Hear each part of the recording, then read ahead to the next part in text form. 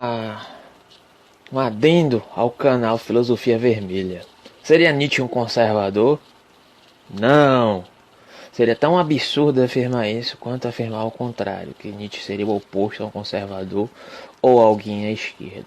Se tem uma coisa que é complicada fazer acerca da obra de Friedrich Nietzsche ou da perspectiva pessoal de Friedrich Nietzsche, totalizá-lo dentro de um determinado espectro político. Isso quer dizer que ele não tem aderido a determinados posicionamentos políticos durante a sua vida? Também não. Mas isso quer dizer que seja verossímil assimilar Nietzsche a um determinado espectro político como direcionamento principal? Também não. Baseado aqui em um livro da Ashley Woodward, livro pelo qual já fiz um vídeo aqui baseado na noção da expressividade, dos aspectos, na verdade, misóginos contidos em Nietzsche, a partir de uma relação dúbia, no mínimo, para dizer no mínimo, com os movimentos feministas de sua época e de seu contexto social. Também há um trecho nesse mesmo livro que vai tratar de uma forma muito mais sucinta e compreensível acerca das noções políticas em Nietzsche, E nesse livro aqui é ressaltado a seguinte questão, os aspectos transitórios da perspectiva política nietzschiana durante o desenvolvimento da sua vida. Isso para não ressaltar a própria questão da filosofia nietzschiana enquanto crítica do idealismo, que se coloca como uma impossibilidade de afirmar um determinado espectro político como uma noção ideal de afirmação de relação para com a sua vida, ou seja, vai diretamente em um encontro, para alguém que diz ter entendido o anticristo enquanto sua acusação, e essa acusação ela não se totaliza a partir de um como poderíamos dizer, de uma interpretação única a partir exclusivamente do cristianismo, da acusação que Nietzsche faz ao cristianismo, mas da gênese da acusação que é feita ao cristianismo enquanto idealismo, enquanto uma necessidade, certo? De determinadas filosofias ou pressuposições políticas ou da própria ciência em si, que isso vai ser reverberado em outras obras de Nietzsche, de querer abarcar a realidade, de querer totalizar a realidade por uma única interpretação fixa, e isso vai resvalar nos posicionamentos políticos, tá? Então, é errado afirmar que Nietzsche era um conservador? Aparecem aspectos que possivelmente podem dar vazão para uma interpretação conservadora em Nietzsche? Pode ser que sim, certo? Como é citado aqui nesse livro, mas é correto afirmar que Nietzsche era um conservador por conta disso? Não. Então, vou citar alguns aspectos aqui do livro e vai ser de uma forma bem sucinta, porque eu vou deixar a indicação do livro aqui embaixo, o link, na verdade. Posteriormente eu vou escrever um texto resumo sobre isso. Então, vou citar alguns trechos aqui só para contextualizar mais ou menos o que eu estou querendo dizer. As reflexões do próprio Nietzsche sobre temas políticos foram, sem dúvida, moldadas pelo contexto político em que vivia, também pelos textos que lia. O fato mais significante desse contexto foi a unificação dos estados alemães sob a liderança de Otto von Bismarck. Bismarck foi o primeiro-ministro da Prússia de 1862 a 1890, período que cobriu toda a vida adulta sã de Nietzsche. Um evento central e unificador da Alemanha foi a Guerra Franco-Prussiana, na qual Nietzsche serviu como enfermeiro. A guerra foi deliberadamente orquestrada por Bismarck como um veículo para a unificação da Alemanha, e a vitória da Alemanha sobre a França atingiu com sucesso esse fim. O Segundo Império Alemão, o Segundo Reich, foi proclamado em 1871 com o imperador Guilherme I. O sistema de governo de Bismarck era constitucional e semi-parlamentarista, mas a visão geral é que se travava, na verdade, de uma ditadura mascarada com aspectos de um sistema político partidário. E aí vamos adiantar aqui, O contexto político e cultural dos escritos de Nietzsche era, portanto, da Alemanha recém-unificada com um marcado sentimento nacionalista e de confiança militar nascido da vitória sobre a França.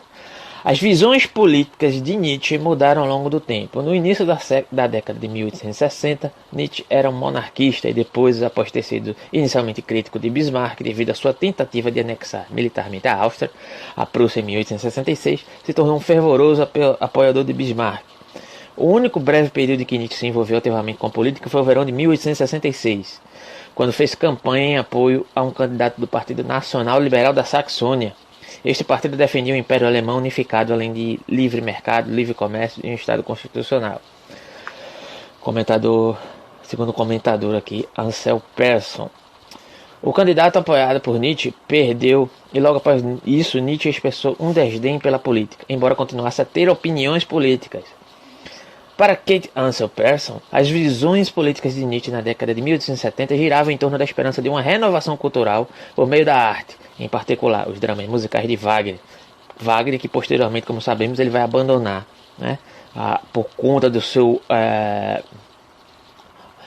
a sua adesão mais declarada acerca de um cristianismo e um antissemitismo, né, que ele entendia como o renascimento da tragédia, nem tanto em torno de partidos políticos. E nessa época Nietzsche era crítico da nova Alemanha de Bismarck por seu excessivo foco no poder militar e seu fracasso em renovar a cultura alemã.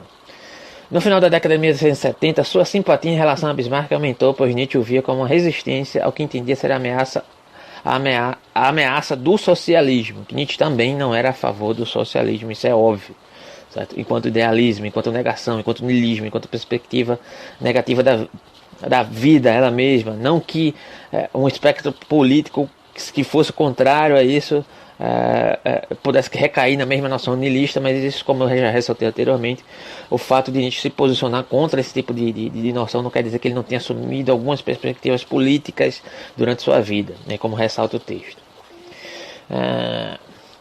Outro evento central para compreendermos o contexto político de Nietzsche é a Revolução de 1848, ocorrida tanto na França como na Alemanha, que demonstrou haver uma crescente onda de sentimento socialista na Europa na década de 1880. Nietzsche tornou-se mais crítico das políticas de Bismarck, especialmente contra o nacionalismo alemão, a política baseada no poder militar, Machtpolitik, e o antissemitismo. Entretanto, ele ainda parecia ressaltar alguns aspectos positivos em Bismarck, como alguém que encarnava um tipo psicológico forte, próximo ao ideal de um espírito livre, algo que é ressaltado aí em algumas características que Nietzsche consideravam fundamentais a serem superadas nesse modo de se constituir, de se ver o homem, de se ver o humano, né, nesse contexto da crítica que Nietzsche fazia do niilismo enquanto negação da vida, né. As visões políticas de Nietzsche são complexas, ambíguas e objeto de intenso debate. Aqui, esse trecho do livro conclui-se afirmando o seguinte: as visões políticas de Nietzsche, em contexto, sem considerar o breve período em que apoiou esses movimentos nacionais liberais, Nietzsche foi um crítico do liberalismo e era hostil ao socialismo. De apoiador do nacionalismo, ele tornou-se seu opositor, e ele era ambivalente sobre a Alemanha de Bismarck. Ou seja, as visões políticas de Nietzsche o deixavam tanto fora do compasso das principais correntes políticas da direita, tanto quanto da esquerda. Resumindo, só para não ficar muito extenso aqui, totalizar Nietzsche como conservador é um equívoco completamente, como é que eu poderia dizer, inocente, no sentido de afirmar que Nietzsche assumiu um determinado espectro político como algo vigente durante a sua constituição de vida, independentemente da acusação que se faz de Nietzsche ter uma origem aristocrática. Porém, esse termo aristocrático, por muitas vezes, é entendido de uma forma deslocada, porque Nietzsche, quando quer resgatar uma aristocracia, de certa maneira, através de um posicionamento que muitas vezes é acusado através de Domênico Lossurdo, de ser um reacionário, mas é um reacionário que quer retroagir para a cultura grega e resgatar determinados aspectos morais que lá foram deixados, certo? Que para ele coadunariam com seu projeto de instituição de transvaloração dos valores, que é a proposta dele, não uma proposta ideal que deve ser imputada como algo homogêneo, certo? Você pode associar determinados comportamentos de Nietzsche a uma perspectiva mais conservadora? Pode. Por conta disso Nietzsche era conservador? Não. Você pode associar outros comportamentos de Nietzsche a uma perspectiva muito mais progressista, apesar de Nietzsche ter se colocado muitas vezes contra o progressismo em determinados contextos e sua filosofia servir de ferramenta para um determinado progressismo? Pode. Por causa disso Nietzsche era um progressista? Não. Difícil enquadrar Nietzsche nesse contexto, sabe? Então essa é a minha resposta ao canal Filosofia Vermelha. Inclusive tem alguns artigos do GEM que eu também indico, certo? Coloco o link aqui embaixo. E antes de totalizar a figura do Nietzsche, é necessário fazer uma breve pesquisa, porque é muito fácil verificar isso. Tá? Indico aqui o livro Nietzscheanismo, de Ashley Woodward. Tá? Obrigado.